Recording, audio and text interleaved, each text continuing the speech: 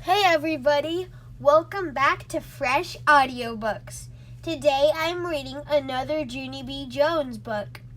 Junie B. Jones has a monster under her bed. By Barbara Park. Chapter 1. The Cheese Man. My name is Junie B. Jones. The B stands for Beatrice, except I don't like Beatrice. I just like B, and that's all. I'm in the grade of afternoon kindergarten. Today, we got school pictures taken at that place. School pictures is when you wear your bestest dress, and you go to the cafeteria, and a cheese man is there. He makes you say cheese, only I don't actually know why. Then he takes pictures of you, and your mother has to buy them, or else you will get your feelings hurt. School pictures is a racket, I think. I wore my new dress with the dinosaur on the front. A dinosaur, huh? Said the cheese man. I smoothed my skirt, very lovely. Yes, I said, it is a Tyrannosaurus Dottie. You mean Tyrannosaurus Rex? He said, no, I mean Tyrannosaurus Dottie, 'cause Rex is the boy and Dottie is the girl, I explained. The cheese man stood behind his camera. Say cheese, he told me. Yeah, only guess what? I don't actually know why I have to say that word, 'cause what's cheese got to do with it? I asked. Cheese makes you smile, said the cheese man. I shook my head. Not me. Cheese does not make me smile, I said, 'cause sometimes I eat a cheese sandwich for lunch, and I don't even giggle when I swallow that thing. The cheese man did a big breath. Can you please just say it? He asked. Yes, I said. I can please just say it. Only don't forget to tell me when you're ready, 'cause one time my grandpa Frank Miller was taking my picture, and he didn't tell me he was ready, and then one of my eyes turned out to open, and the other one turned out closed. I made the face to show him. See? See my eyes? See how one of them is opened and the other one is... All of a sudden, the cheese man took my picture. My mouth came wide open at him.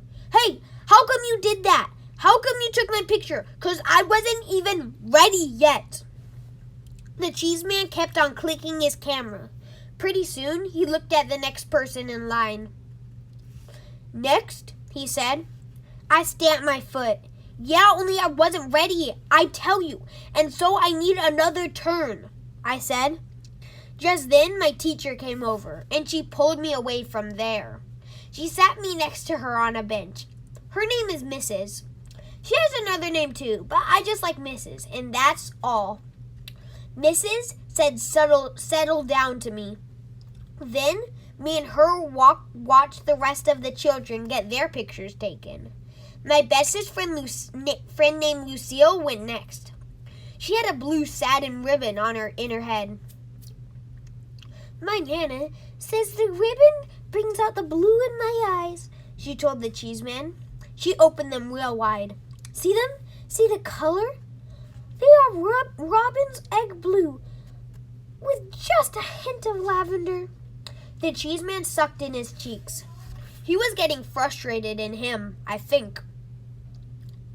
Could you please just say cheese? He grouched.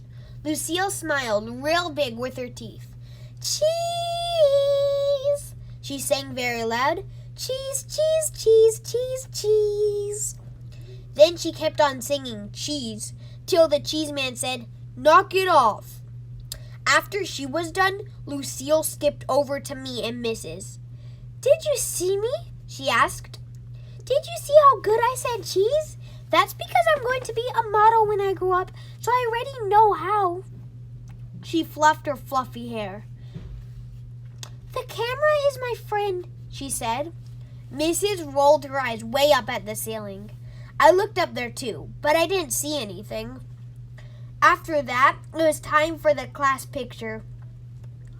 The class picture is when all of room 9 lines up in 2 rows.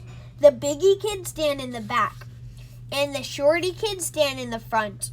I am a shorty kid, only that is nothing to be ashamed of. I stood next to Polly Allen Puffer. He looked very admiring at my dinosaur dress. Dinosaurs bite people's heads off, he said. I did a frown. Yeah, only they don't even scare me, 'cause there's no such thing as dinosaurs anymore, I told him. So, there's still such things as monsters that can bite your head off, said Polly Allen Puffer. A monster lives right under your bed, I bet. My big brother says that everybody has a monster under their bed. He poked his finger at me. Even you, Junie B. Jones, he said. I got shivers on my arms. No, I don't. Not either, Polly Allen Puffer, I said. Yes, you do, he said back. My brother's in 7th grade, and he says the monster waits till you're asleep. Then he crawls up next to you, and he lies down on your pillow, and he practices fitting your head in his mouth. I covered up my ears, but Polly Allen Puffer talked louder. I can even prove it, he said. Don't you ever wake up with drool spot on your pillow? I thought very hard. Yeah, so? So, where do you think it came from? He asked. It came from the monster under your bed. That's where. It was monster jaw, Junie B. Jones. I shook my head very fast. No, it was not, Polly Allen Puffer. You stop saying that, and I mean it. He raised up his eyebrows. Well, where did it come from then? You don't drool on your pillow, do you?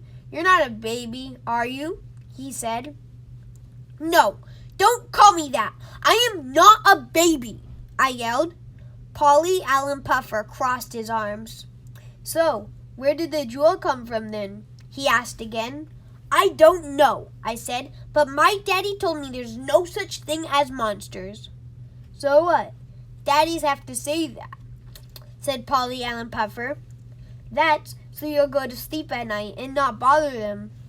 He squinted his eyes at me. Why do you think daddies and mommies sleep together in the same room anyway? It's so they can protect each other from the monster, or else their heads might get chewed off. Just then I wrinkled up my nose at the terrible thought. Then I hanged out my tongue and I did a sick face. And guess what? The cheese man took the class picture. Chapter 2. Just Say Right. After school pictures, we went back to room 9. I put my head down on my table.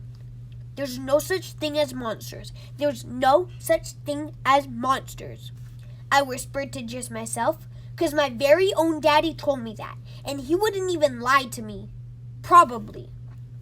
Mrs. said for me to sit in my chair. She passed out work for us to do.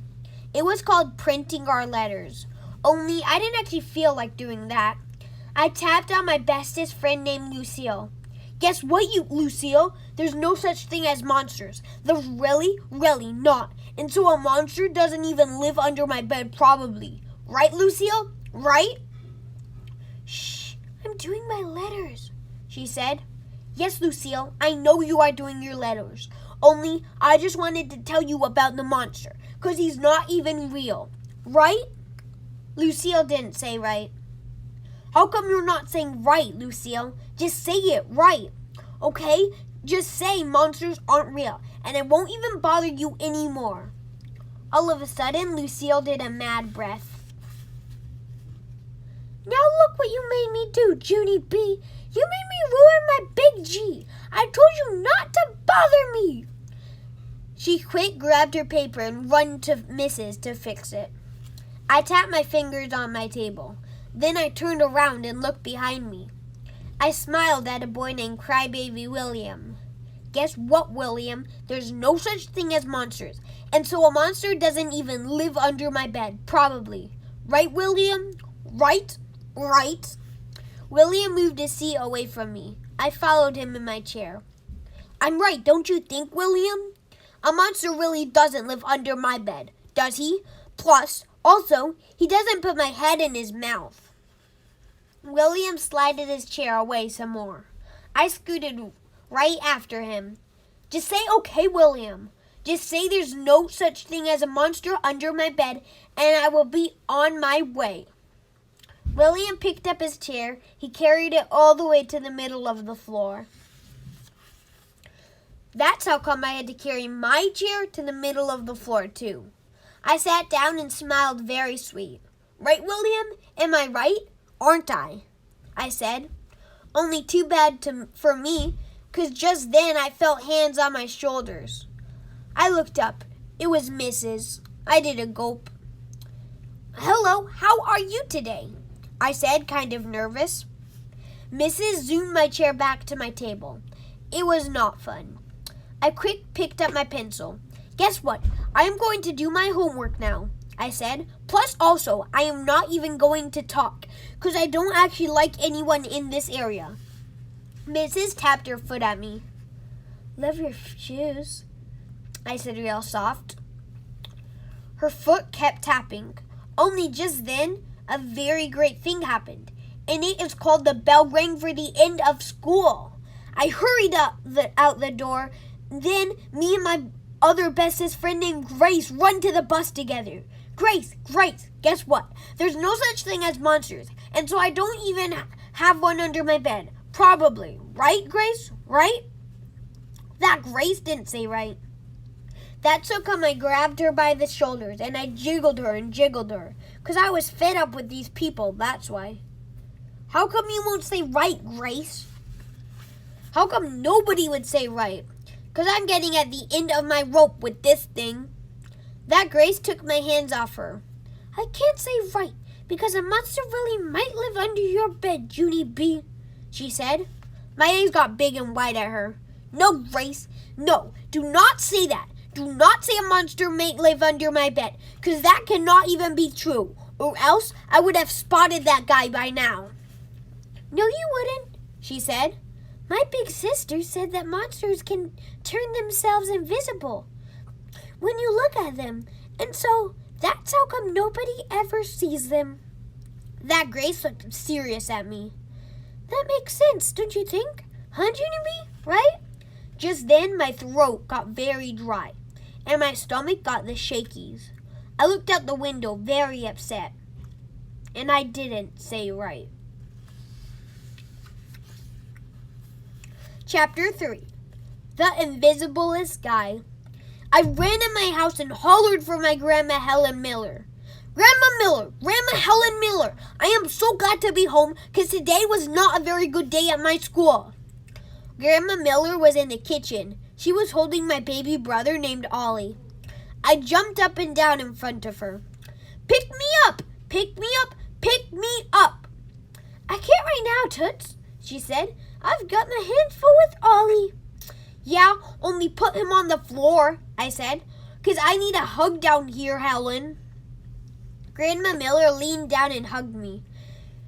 She said don't call her Helen. Why don't you change your clothes, she said. Then you and I will make some popcorn and you can tell me about your day. How does that sound? Just then, my whole face got happy, 'cause popcorn is my favorite thing in the whole wide world.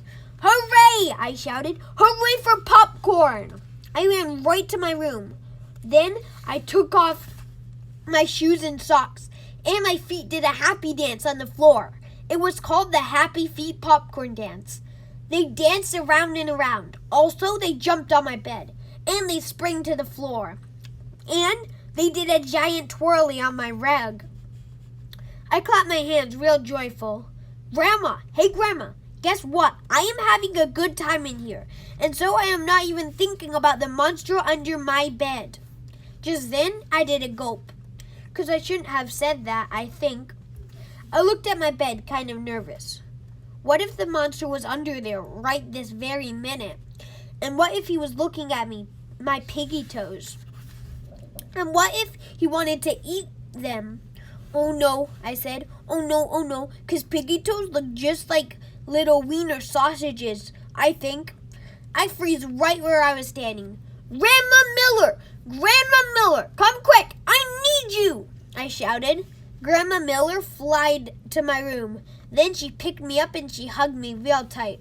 What What on earth is the trouble? She asked. She sat down with me on my bed.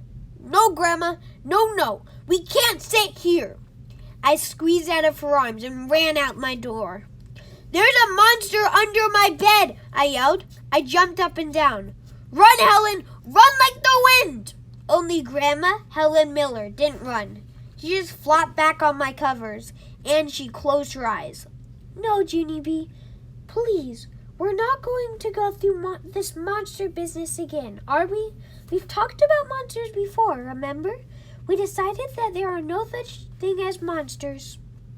Yes, but I have new information, I said, because the monster under my bed turns himself invisible whenever we look at him. Plus, at night, after my eyes are closed, he climbs next to me and he puts my head in his mouth. Grandma Miller did a big breath. Then she went to the kitchen and she brought back my daddy's flashlight. She shined it under my bed. No monster, Junie B, none. I didn't see one single monster under this bed, she said. See, I said, that proves it, Grandma. He turns himself invisible. Grandma Miller shook her head. No, Junie B, the monster did not turn himself invisible. The monster is simply not there. He does not exist. Period. Yes, he does, Grandma. He does too exist, because Polly Allen Puffer's big brother said so. Plus, also, I've seen the drool. Grandma Miller said to calm down my voice. She got me a drink of water. Why don't we forget about the monster for now, and we'll go make popcorn? You can talk to your mother about this when she gets home. I bet Mother will know exactly what to do. I thought and thought. What, Grandma? What will she do? I asked. Then, all of a sudden, a light bulb went on my head. Hey, I know what she'll do. Mother will get the broom and bash the monster's head in, because I saw her do it once with a cockroach before, and she is excellent at it. Grandma Miller closed her eyes again. She said I am a strange one. Chapter 4, Spooky and Scary. Pretty soon, Mother came home from work. I zoomed to her speedy quick and handed her the broom. Mother, come on, let's go get the monster, I hollered. Mother turned her head real slow and she looked at Grandma Miller. Grandma sucked in her cheeks. A monster, she said, kind of quiet, under the bed. We've been waiting for you to come here so you can bash its head off. I tugged on her sweater. Plus, tell her about the drool, Grandma, I said. But Grandma Miller headed to the door. And she said the words, I'm out of here. I pulled on Mother's arm. Come on, Mother, come on. The only monster is really real, because Polly Allen Puffer told everybody he has a monster under the bed. Plus, that Grace says it can turn invisible. And so that is how come we never saw that guy before. Mother sat down at the kitchen table, and she lifted me onto her lap. Then she said that Polly Allen Puffer was just trying to scare me. Plus, that Grace didn't know what she was talking about. There is no monster under your bed, Junie B. I promise you, monsters are not real, she said. Yes, they are. They are too real, because Polly Allen Puffer's brother even said so, and he is in 7th grade. And he said monsters crawl on your bed and they fit your head in their mouth. And so that is where the drool comes from, because I am not even a baby. Just then, I heard the front door open. It was Daddy. He was home from work too. Daddy, there's a monster under my bed. Only you said monsters aren't real, but they really, really are. I pulled on his arm. Come on, Daddy. Daddy, let's get him. Daddy looked at Mother a real long time. They went in the hall and did whispering. Pretty soon, Daddy came back to me. He said we would look for the monster after dinner, but first we would cook some hamburgers on the grill. Oh boy, I said. Oh boy, because hamburgers are my most favorite things in the whole wide world. Plus, also, I like paschetti and meatballs. After that, me and Daddy went outside. He got a flipper for the hamburgers, and then he gave me a flipper too, 'cause I am old enough. That's why. I run all over with that thing. I flipped a rock and a flower and a dirt ball. Plus, also, I flipped a dead lizard I found in the driveway. Then, Mother took my flipper away. 'Cause I am not old enough. That's why. After dinner, I took my bath. Then, Mother and Daddy read me a story, and they hugged me goodnight. "See you in the morning," said Mother. "See you in the morning," said Daddy. I sat up on my bed. Yeah, only I can't even sleep in here 'cause you guys didn't bash the monster yet. Daddy rubbed his tired eyes. "There's no monster, Junie B. There's nothing to be afraid of," he said. Then he kissed me, and he went out of my room, and Mother went with him. I quick got out of bed and followed those two. They turned around and spotted me. "Hello, how are you today?" I said, very pleasant. "I am going to sit in the kitchen and not bother anyone. Plus, also, I might watch Eyewitness News at 10. Mother carried me back to my bed. I followed her out again. "Want to bake a lemon pie? A lemon pie would be fun, don't you think?" I asked. This time, Mother marched me back to my room real fast. "Do not get up again, Junie B," she said. "Enough is enough." I waited for feet to walk away. Then I tippy-toed to my baby brother's room, and I climbed into his crib. It was very crowded in there. That's how come I had to get out and put baby Ollie on the floor. Then I climbed on his crib again, and I pulled up the blankets all warm and cozy. Only too bad for me, 'cause just then that crybaby started to scream.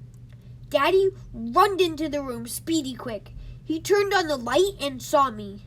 I did a gulp. "Hello, how are you today?" I said, kind of nervous. "I am all warm and cozy."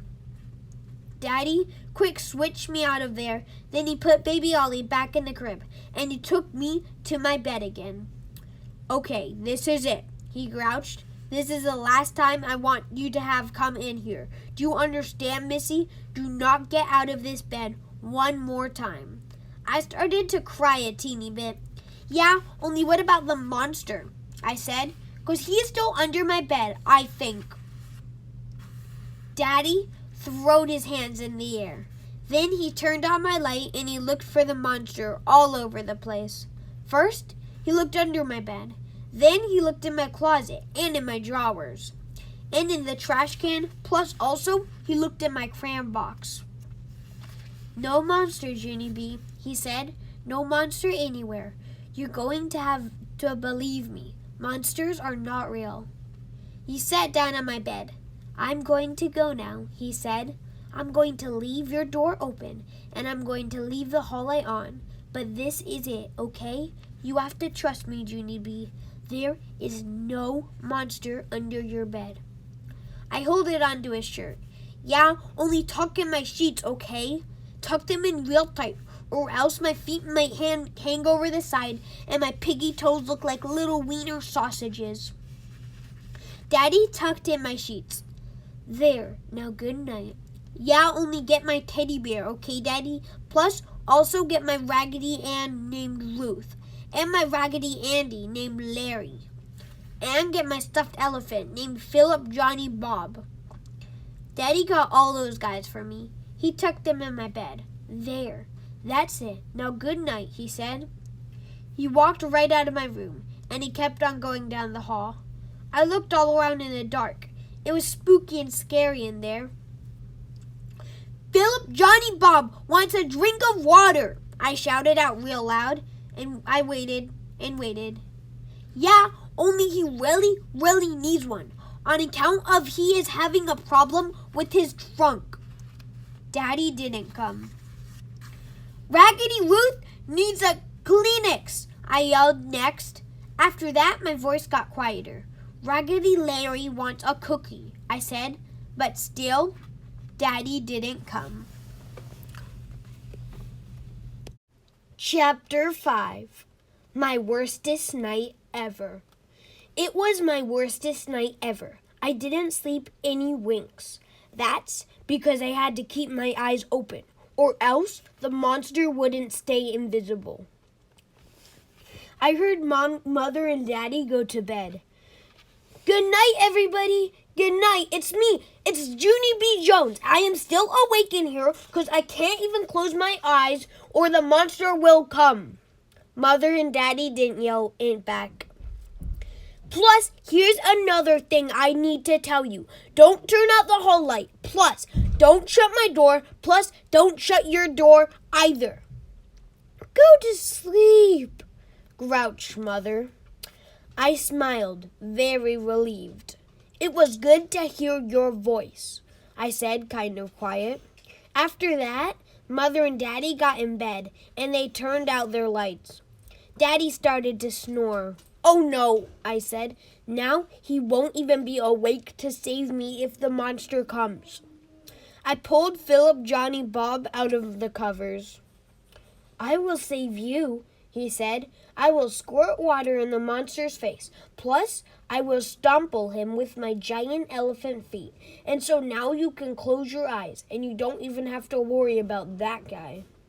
I looked and looked at him. Yeah, only here's the problem, I said. You're not actually strong because you just have fluff in you. Plus, also, you can't really squirt water. And so who am I kidding here? Philip, Johnny, Bob stared at me a real long time. Then he went back under the covers. All of a sudden, I heard feet in the hall. It was monster feet, I think. They kept getting closer and closer to me. Then, pretty soon, they run right into my room. And guess what? It was my dog, Tickle. That's what. Tickle, Tickle. I am so glad to see you, because now you can protect me from the monster. And so, why didn't I think of it before? I pulled back my covers and patted for him to jump up. Here, Tickle, you can sleep right on my pillow, because Mother won't even find out about this. Tickle sprang right up there. He ran all around on my bed. He put his head under my sheet and ran down to my feet. No, Tickle, no. You have to come back up here, or else how will you even protect me? I pulled him back up.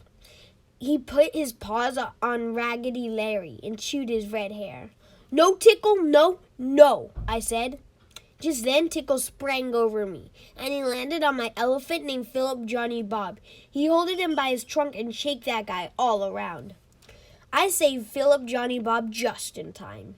Then I pushed Tickle off my bed and he ran out of my room. Philip, Johnny, Bob was very upset. He petted his trunk. Also, I hugged Raggedy Larry. Only too bad for me, because just then Raggedy Ruth fell right out of my bed on account of the dumb sheets weren't tucked in anymore. Me and Raggedy Larry peeked over the side at her. Get her, said Raggedy Larry. Yeah, only I can't get her, I said real upset, or else the monster will grab my hand and pull me right under the bed. I thought about what to do. Then, all of a sudden, I picked up all my friends in my arms. We have to make a run for it, I told them. We have to sleep with Mother and Daddy tonight, because we will be safe with them. Plus, they won't even know we're there, probably, because their bed is the size of a king. I stood on the side of my bed, then I jumped way out to the middle of the floor, and I quick picked up Raggedy Ruth. I ran to Mother and Daddy's room. They were sleeping and snoring. Shh, I said to Raggedy Larry. Shh, I said to Philip, Johnny, Bob. Then all of us crawled down the middle of their bed, and we sneaked under the covers. Only too bad for me, because Mother rolled right over on Philip, Johnny, Bob's trunk, and it waked her right up. She turned on the light. I did a gulp. Hello, how are you today? Me and my friends are sleeping here, because we didn't think you'd mind, probably. Mother carried me back to my room, zippity quick. Then she leaned close to my ear, and she talked very scary, with her teeth closed. Do not get out of bed one more time, she said. And so guess what? I didn't. Chapter 6. Flatsos. The next day at school, I was pooped and tired. I opened one eye with my fingers, and I drawed a picture for art. It did not turn out that professional. After that, I holded up my head with my hands, and I waited for school to be over. Me and that Grace rode home on the bus together. I yawned and yawned.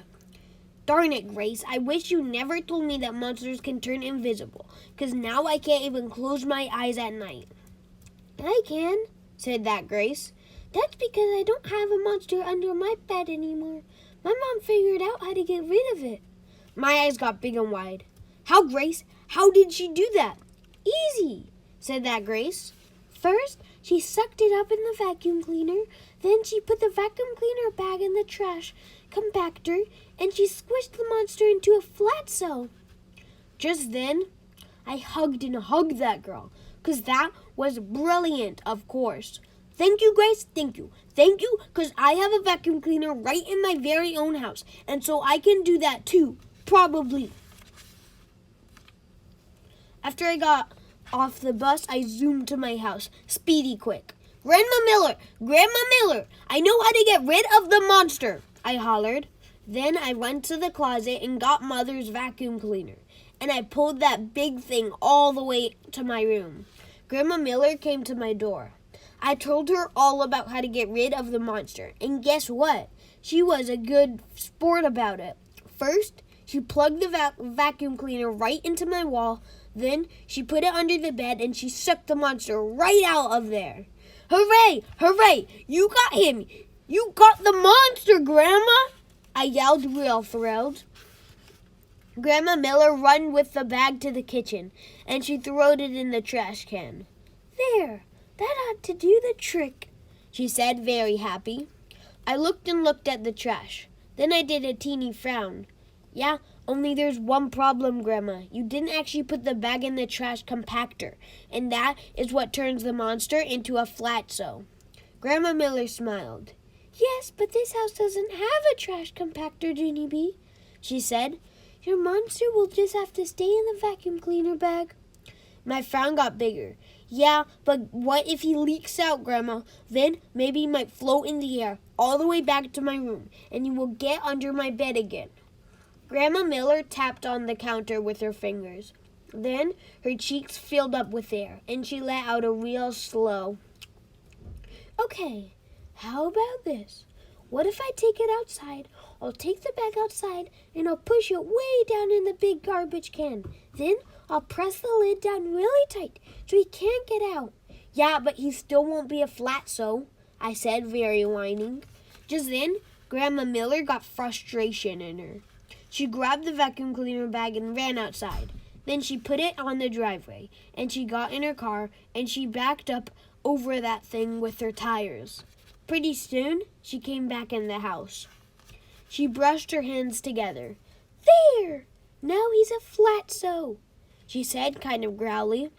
After she left, I got on the couch and I stared very nervous at the driveway. 'Cause guess why? A car is not a trash compactor. That's why. Chapter 7. Snarlies and Snuffles. That night, I heard snarlies under my bed. Mother said it was my imagination. No, it is not my imagination, I said. I can hear snarlies. Plus, also, I hear snores, and snufflies, and droolies. Mother rolled her eyes way up at the ceiling. Honestly, Junie B, where in the world did you get this stuff? She asked. I thought and thought. It just automatically comes in my head, I said. It's a gift, I think. After that, I begged to sleep in her bed, but Mother said no. Then Daddy said no too. You have to trust us, Junie B, he said. We would never let anything hurt you. There is nothing in your room to be afraid of, and so that's how come I had to sleep in my own bed for the whole entire night. Plus, also, I had to sleep there the next night, and the next night, and the next night after that, too. That was the night when the worst thing of all happened, 'cause I accidentally slept too much, and the monster must have crawled on my bed. 'cause in the morning there was drool on my pillow. I screamed very loud when I felt it. Help! Help! There's drool! There's drool! I told you this would happen. I told you the monster would come. I ran in Mother and Daddy's room and showed them my pillow. Mother holded her head. When is this ever going to end? She said. When are you ever going to realize that there is no such things as monsters? She did not wait for me to answer. Everyone drools on their pillows sometimes, she said. It doesn't mean you're a baby. Your mouth just opens when you're sleeping and you drool a little bit. It's no big deal and it is not from monsters. After that, she went out of her room to the kitchen, and Daddy went to get Ollie. I crawled onto her bed and counted my piggy toes. Good news. There was 10. That day at kindergarten, Mrs. has a surprise for us. It was called Our School Pictures Were Back from the Cheese Man. She passed them out to us. Lucille got hers first. Her eyes popped out at those things. Lucille, how gorgeous they are. They are the gorgeous pictures I ever saw, I said. Lucille fluffed her fluffy dress. I know it. I know they are gorgeous. That's just how I look, Junie B. I can't even help it. After that, Lucille stood up at the table, and she held up her pictures for everyone to see. Mrs. said sit down to her. Just then, Mrs. bended down next to me, and she smoothed my hair. Junie B, honey, you might want to have your pictures taken again, she said, kind of quiet. Then she handed me my envelope, real secret, so nobody could see. I sneaked a peek at those things. My stomach felt sickish inside. I look like I smelled stink, I said. I quick tried to hide my pictures, but Lucille grabbed them away from me. Ew, gross, she said. Junie B looks gross. I tried to grab them back. Yeah, only those are not even your beeswax, madame, I yelled, very mad. Only too bad for me, 'cause lots of other kids already saw them, and they laughed and laughed at those things. Finally, I grabbed the pictures back, and I hid them in my coat. I didn't talk to room 9 for the whole rest of the day. Chapter 8. Scary Face Me. After I got home from school, I sat on my bed, and I looked at my pictures.